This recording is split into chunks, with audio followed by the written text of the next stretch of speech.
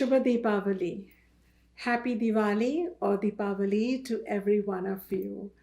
I want to take out a few minutes on this very special day and share with you some insights that are coming in my mind from my childhood of why the Festival of Lights is not just about celebrating light outside, but it's really a journey from darkness to light.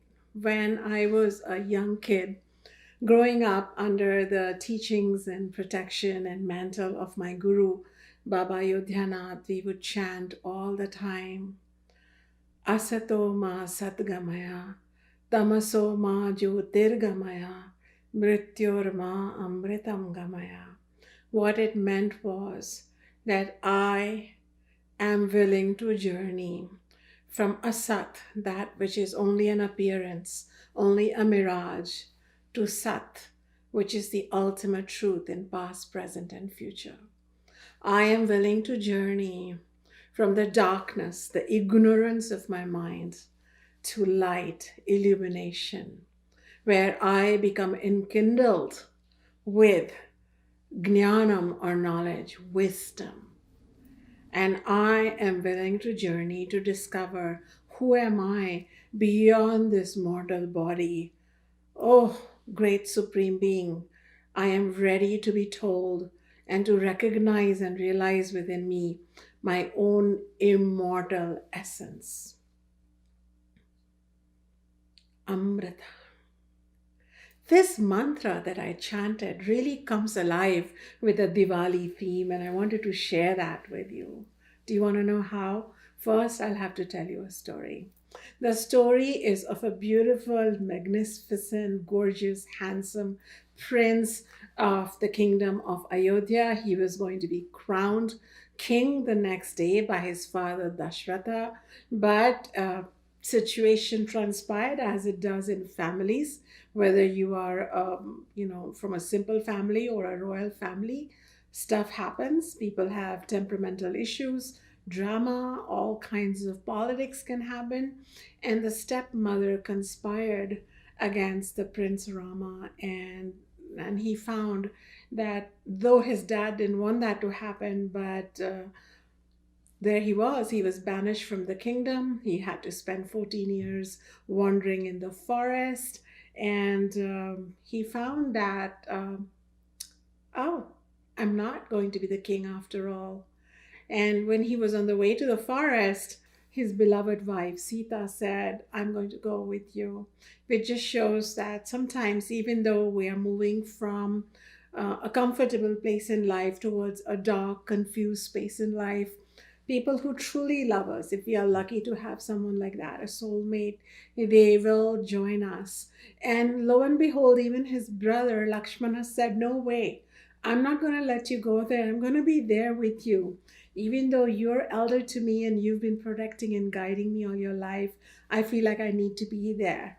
And please take me. And so the three of them left the beautiful kingdom of Ayodhya. And Ayodhya at that time, it is said, was steeped in darkness because people loved their crown prince. He was so beautiful, so noble, so royal, and something special about him that people talked to each other in whispers and said, I'm telling you, he's not just a human being.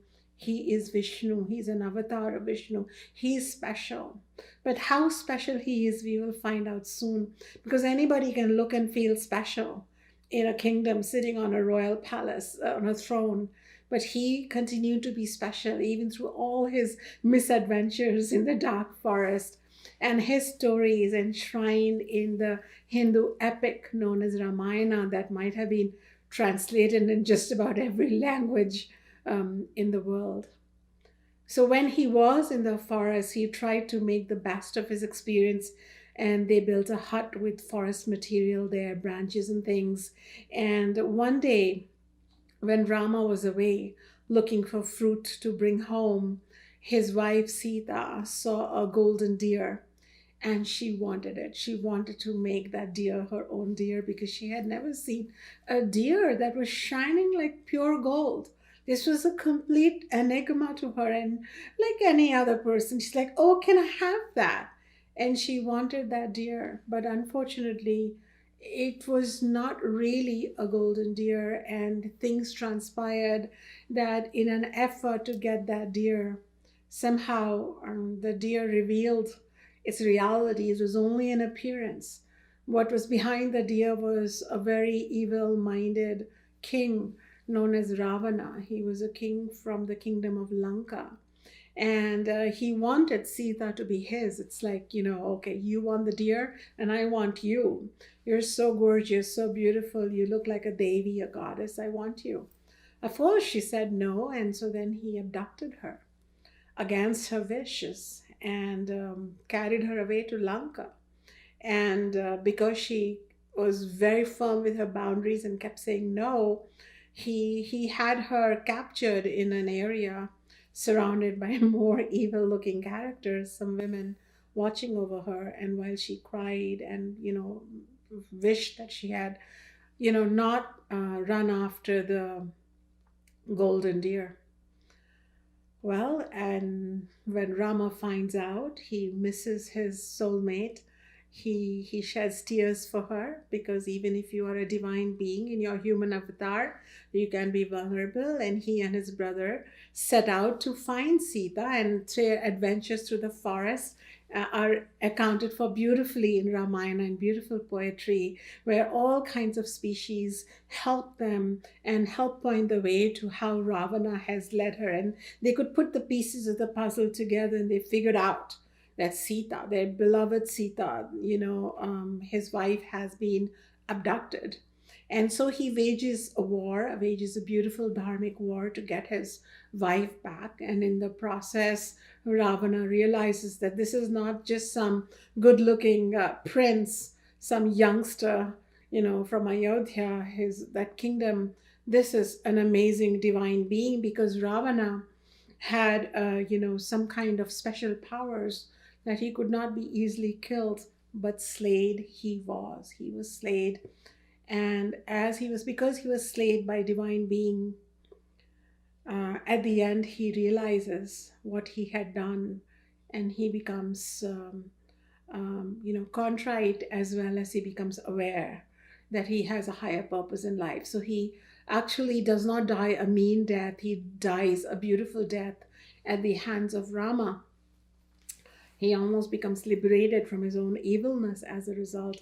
And then Rama and his brother Lakshmana escort the beautiful Sita back home, and their journey back home to Ayodhya. And the day they arrive in Ayodhya, that day is marked as Diwali or Deepavali, because thousands and millions of deepas or lamps were lit by the people of Ayodhya to welcome them. Now, this is the outer story, and it's beautiful, and we celebrate that. The return of Rama, Sita, and their brother Lakshmana back to Ayodhya, back home. It is definitely the victory of goodness, represented by Rama, over evilness, represented by Ravana. It is the victory of light, of goodness, again, over darkness. But really, the way I understand it in my non-dual lineage from Ayodhya, yes, I am also from Ayodhya. My family is from Ayodhya. My ancestors are from Ayodhya. And that is why this festival is very special to me. This is really all happening inside us. Ramayana is happening constantly. This is not the story of one prince from Ayodhya. Ayodhya literally means a place where there is no conflict, no sorrow, no darkness. And in the Rig Veda, it is mentioned that our whole being, our body, mind is Ayodhya. We should also be leading these lives. But how can we return home to Ayodhya? How can we return home to our higher self, our peaceful self, our healthy self, our happy self? And that is what I try to teach. And have been teaching through my team at Vedika Global and through all our classes with Ayurveda, Yoga, and Vedanta. How does that happen? It happens when we recognize a very critical dimension, that Rama is your own soul and Sita is your own mind.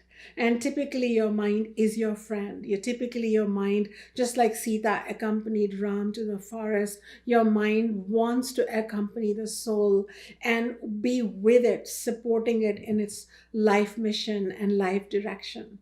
However, Sometimes, when the mind, thanks to the senses, views a golden deer, it can get distracted. And then it can become captivated or captured or under the bondage of a greedy, desiring, corrupted ego represented by Ravana. That is what happened. The beautiful Sita, the beautiful pure mind, the beautiful consciousness of Sita got captured by Ravana. But Rama, the soul, would not take it for too long. Rama became restless until he could capture his mind back to the purity and the worthiness and the throne that she deserved. And ultimately, that is what happened. The soul Rama, accompanied by the mind Sita, supported by the conscience Lakshmana, return home to Ayodhya, the kingdom, the body, the mind, the life, where all is well, peaceful, happy, healthy. I hope that for you too, Diwali is not just a festival to, light a few candles or lamps, buy new clothes and wear them, give gifts to each other, which is also great, and I do the same too. But it is also a time to contemplate, also a time to um, s- gain some wisdom, also a time to meditate and contemplate upon how far is my mind from my soul's desire. If you listen deep inside, your soul is whispering what it really wants. Your soul wants to be healthy. Your soul wants to be prosperous. Your soul wants to have good family life. Your soul wants harmonious relationships. Your soul wants oneness with God. Please bring your mind and soul together this Diwali. It's totally possible. That is why the Upanishads, the ancient text of the Vedas, say, Mana eva manushyanam karanam bandhamokshayoho. When the mind and soul are united with knowledge and wisdom, then that same mind becomes the cause for freedom, sovereignty, which is known as moksha. And when the same mind is ignorant, it is self ignorant, it doesn't understand, and it runs after the so called golden deers, then it becomes bandha, or it becomes imprisoned by a delusion filled, illusion filled, sorry state of the ego. May this Diwali be the day where your mind gets released from the ego and it goes back and sits in beautiful unity with the soul. May the Rama and Sita within you be united. May the soul and mind within you be united. May the ego, like Ravana, die an enlightened death, saying, "Oh, I have no business meddling between the mind and the soul." May you have great effort, great benefit in this bringing together of your mind and soul. May you too return home to Ayodhya, the dimension within you that is conflict free, sorrow free, disease free, and totally filled with light. Happy Diwali.